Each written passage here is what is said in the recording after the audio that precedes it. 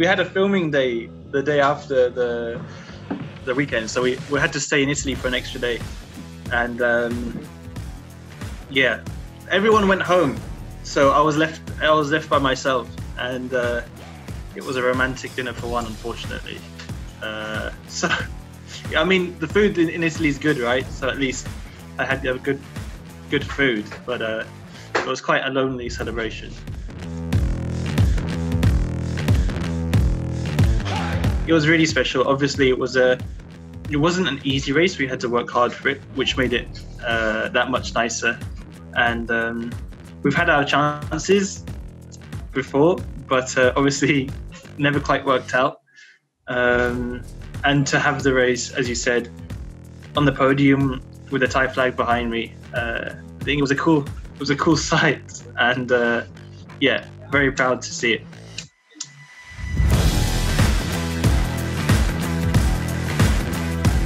You have to not think of it like that in a way, because when I look at Monza, when I look at Spa, the results weren't showing the improvement, and yeah, the results weren't. I wasn't happy, but I was happy with the way things were going. So to me, it was like, you know, it's going to come. The results are going to be okay. It's just unfortunate circumstances. Like, no one can predict. There was a red flag in the middle of the race in Monza, which changed everything for everyone.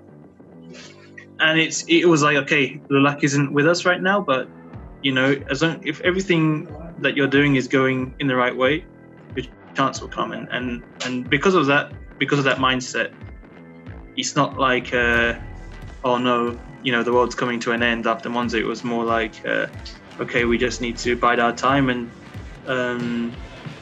the moment will come. And just turned out to be the next race. Even the red flag in Monza was like unheard of. So to have 2 red flags in Mugello was even crazier. And it's, in terms of a feeling as a driver, it's just different because you're always in the zone, you know, when you're racing, you never have interruptions. So when you get red flags, you come out the car, it's like you finished a race almost, but you got to be back in the zone again for the next race, and then the next race again. It's a different mentality where you just have to, you know, stay in your bubble and focus on the job in hand. It was hard for us because we weren't very good at starts, so we were always losing positions to begin with. I didn't really want the red flags, the second one especially, because I thought we were going to already have a good chance to get on the podium. But in the end, actually, we did a good job, and yeah, it was it's more as a mental focus. It was a very challenging race.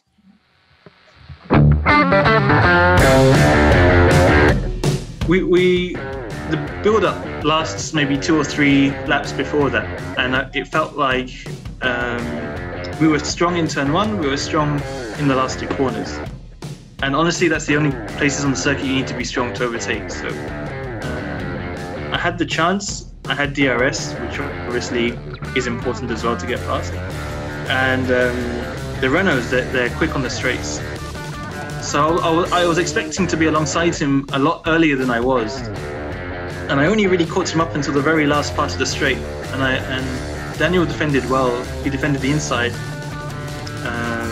So I thought, okay, you know, you don't have many chances to get on the podium, and I had the confidence and the grip to know that if I go on the outside, we should be okay.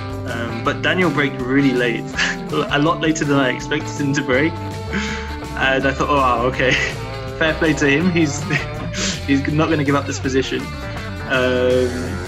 But he, you know, we got the right move done. Really, he left me enough space.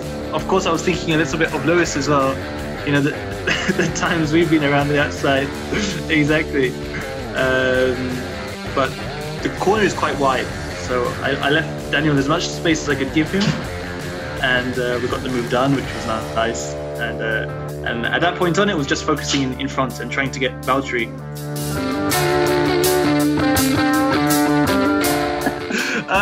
Maybe. It's, I don't know where this has come from, because I do overtakes on the inside as well, like But the thing is like, if someone's defending the inside, you have to go around the outside, and so I have no choice. But I'm not complaining. I like the nickname. If there's a space on the inside, I will go on the inside. So can you tell we us, actually joked about it. We joked about it after the race. He was like, luckily this time I wasn't near Alex to stop him from getting the podium. So yeah, I think he was just happy. He was happy for me because, as you said, it hasn't been the easiest year so far. But we got the good results, and it's like every driver. We are rivals at the end of the day, but we also want each other to do well to some extent. So no, it was nice of him, and obviously he had a very good race himself, so he was very happy for me, and vice versa. It's not too. It's almost. We got used to it, really. It just means that we see a lot of the same people around us. I see my team more than my own family. That's kind of how it is right now. And yeah, I mean, it's not a bad thing, but we just spend a lot of time together in hotels, having dinner.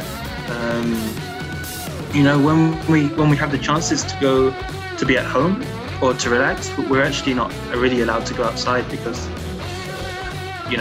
firstly, the UK is not great right now. It's quite dangerous to be outside.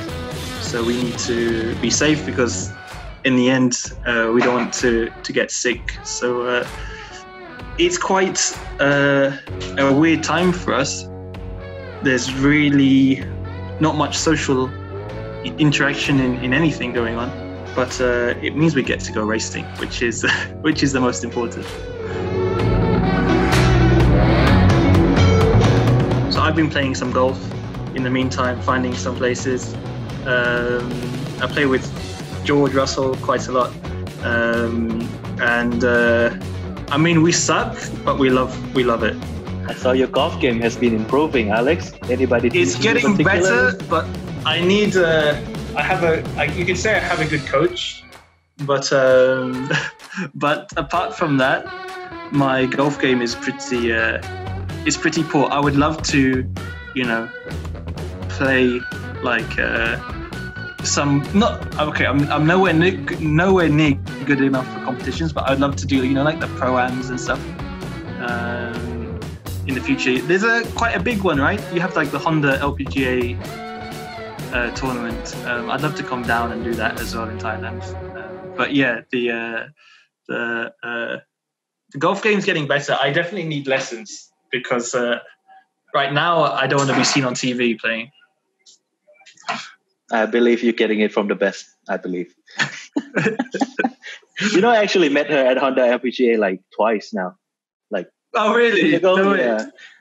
Oh wow! So, yeah. The first year she came to Pattaya, it was like wow. Everybody was celebrating, like, oh my god, look at this golfer, so beautiful. Yeah. I honestly think until I was in F1, she had a much bigger fan base in Thailand than I ever did. She's quite famous in Thailand. Or people know her in Thailand, let's put it like that.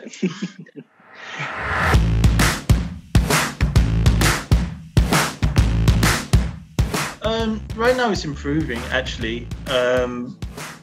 I think it's a bit of both. I think it's a team thing, but it's also obviously a driver thing as well. The on heavy fuel and tyres, we're pretty good as a team, which I think helps that.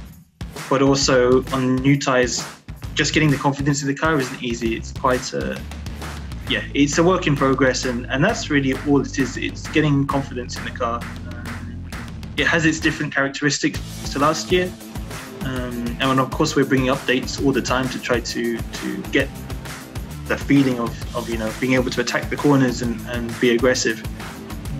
But that's not that easy. So that's really the focus. And yeah, that's really it. It's as I said, Spa and Monza was actually better than the previous races, which is important for me because it's showing that it's going in the right direction. And Mugello was also a step in the right direction. So we just got to keep working, with my engineers, with myself as well, looking at the data to just get the most out of the car. Okay, on to the last question, Alex. A lot of Thai fans celebrated that one with you, even though we I feel like you guys celebrated it maybe more than I did. Maybe. So anything I was just at home. I was just eating a steak. So yeah, you were eating T-bone, right? I was eating a T-bone steak. It was like 1.5 kilos. Yeah, sound wonderful. Anything you want to tell them? Because I believe a lot of them are waiting to hear from you after that one. Of course. Well, firstly, obviously, thank you everyone for supporting me. I would say it must be quite a stressful year to support me because it's not been the smoothest year for me. But no, thanks for everything. I read the messages.